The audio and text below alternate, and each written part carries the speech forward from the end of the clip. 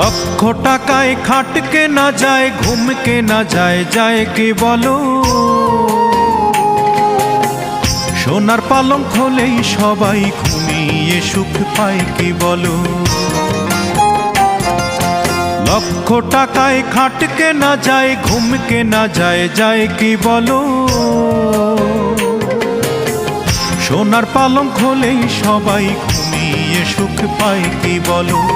সোনার পালঙ্ক হলেই সবাই ঘুমিয়ে সুখ পায় কি বলো?